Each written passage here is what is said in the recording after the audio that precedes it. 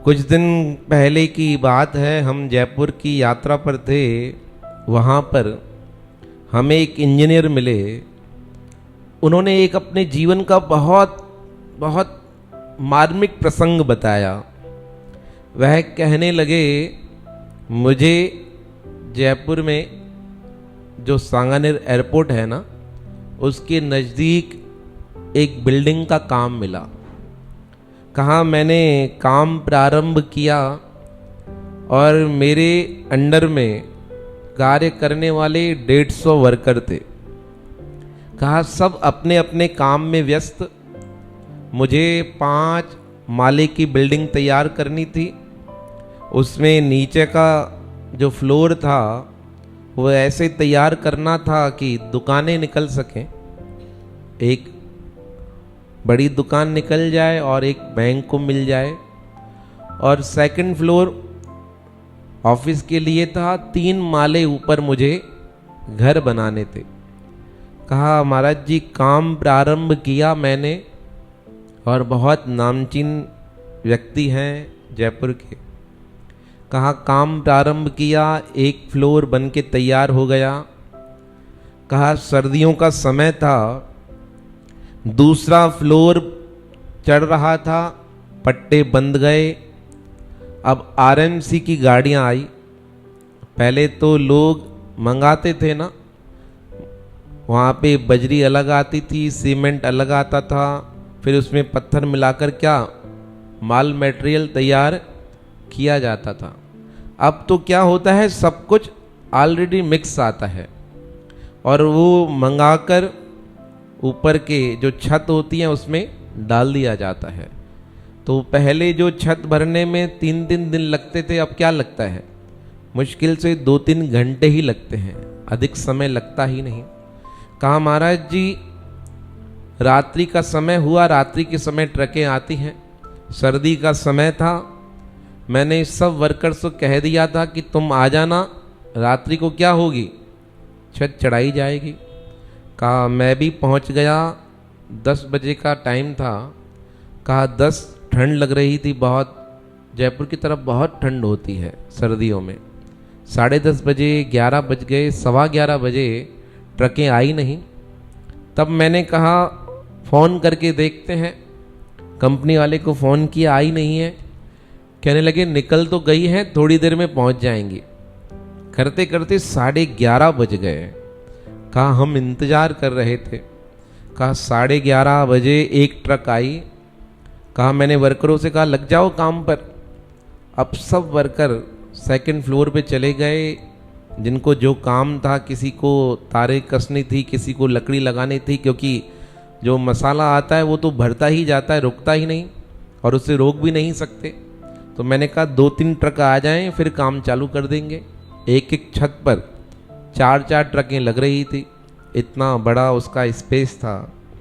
कहा काम चालू हुआ। अब अंधकार, रात्रि का समय। कहा काम तो प्रारंभ हो गया, चलता जा रहा था। जो व्यक्ति काम कर रहे थे लगे पड़े थे, कोई किसी को देख नहीं पा रहा था। इतनी अंधकार में, रात्रि, ठंड, सबने कंबल ओढ़ रखी थी, किसी ने क्या, किसी ने कवर कर रखा था। कहा मैं नीचे खड़ा था, सोच रहा था सामान भेजता जाऊं।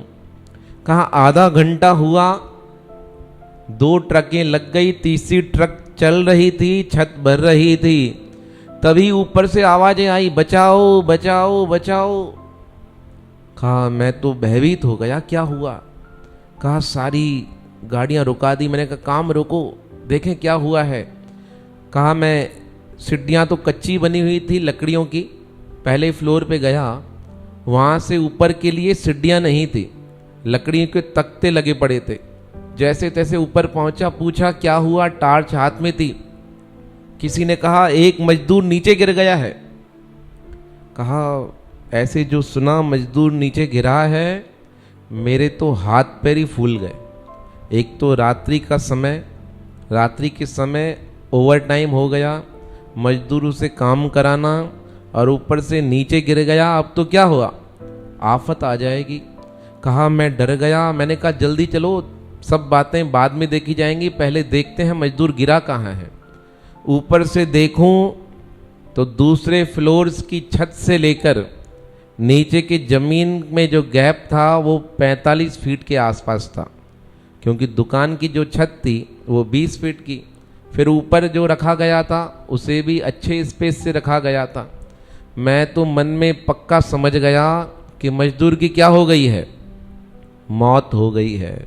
और नीचे कंकड़ पत्थर लोहे की राडें तारें सब बिछी पड़ी है, तो बचना क्या है, मुश्किल है। उस मजदूर की घरवाली रो रही थी, छोटा बच्चा, सारे मिलके सब काम करते हैं, आपको पता है। कहा सब रोने लग गए। अब मैंने कहा जल्दी चले नीचे। जब तक मैंने डॉक्टर को फ़ोन मिलाया, मेरे मित्र थे वो जब तक वहाँ पहुँचे, मैं मन में बहुत घबरा रहा था, बार बार एक ही बात, परमात्मा रक्षा करना, प्रभु जी रक्षा करना, स्वामी जी रक्षा करना, गुरु जी रक्षा करना, हे केशव हे नाथ रक्षा करना, प्रार्थना करते हुए आ रहा था। नीचे उतरे लोग भी मेरे साथ, कई लोग मुझे गालियां दे रहे थे। अब वर्कर तो वर्कर ही होते हैं, उन्हें क्या पता मेरी कंडीशन क्या है। अब गाड़ी नहीं आई, गलती मेरी नहीं, मैंने समय से बुलाया था। अब लाइटें नहीं, ठंड है, मैं क्या कर सकता था, पर मैं चुपचाप सब कुछ सहन कर रहा था। हम नीचे आए, नीचे आकर देखने लगे मजदूर कहाँ गिरा है, इधर उधर ढूंढा, आसपास ढूंढने लगे। तो मैंने किसी से कहा उसका नाम क्या है, मजदूर को आवाज़ तो दो, हो सकता है हमें अंधकार में नहीं दिखाई दे रहा हो, आवाज़ देकर बुलाओ, कहाँ है। तो पूछने लगे। अब 150 लोग काम करते थे, सबकी टीम अलग अलग। तो किसी ने कहा उसका नाम, कहा नाम तो बताओ, नाम क्या है। कहा उसका नाम रमेश है। अब मैंने कहा आवाज़ दो, तो सबने आवाज़ लगाई, रमेश कहाँ हो, रमेश कहाँ हो। तो रमेश की आवाज़ कहीं से हमें सुनाई दे ही नहीं। कहा ये जब सीन देखा तो मैं पक्का समझ गया कि मजदूर की क्या हो गई है, मौत हो गई है। मन घबरा रहा था, इतने में डॉक्टर भी आ गया। मैंने कहा देखो भाई कहाँ गिरा है, किस तरफ गिरा है। सारी लाइटें जितनी थी प्रयास किया, ट्रकों की लाइटें, गाड़ी की लाइटें, हाथ में जो टार्च थे सब जला दिए। मैंने कहा रमेश कहाँ हो। तभी एक व्यक्ति दूर से आवाज देकर कहने लगा मैं रमेश हूं। कहा तुम वहां कैसे पहुंच गए। अरे कहा वो मैं ऊपर से गिरा ना, थोड़ी पैर में चोट आई, तो जैसे गिरा भगवान की दया रही, ज़्यादा तो नहीं लगी, पैर में थोड़ी मोच आई तो अपने पैर में क्या बांध रहा हूँ, पट्टी बांध रहा हूँ। हम सब वहाँ गए, हम उसे देखकर हैरान हो गए। हमने कहा तुम ही गिरे थे ना। तो कहने लगा मैं ही गिरा हूँ, क्या प्रमाण दूँ, देखो पैर में लगी हुई है। हमने उसका पैर देखा, डॉक्टर आया, कहा हमें बताने लगा स्वामी जी आप यकीन नहीं करेंगे, वो 45 फीट से नीचे गिरा, पर ना उसके माथे पर चोट आई, ना उसके हाथ पर चोट आई, ना उसके अंग पर चोट आई। कहाँ चोट आई, सिर्फ घुटने के पास चोट आई, और वो भी थोड़ी सी। मैंने फिर उससे पूछा तुम ही गिरे थे या और कोई गिरा। कहा मेरा नाम रमेश है, मैं ही ऊपर से गिरा हूँ। गिरने के बाद मैं खुद हैरान हो गया कि मुझे लगी क्यों नहीं। जब उसने यह बात बताई, कहा मेरे आंखों में आंसू आने लगे। कहा उधर जब घर बन रहा था तो हमारा नियम है, हम वहाँ पे एक मूर्ति स्थापित कर देते हैं भगवान की।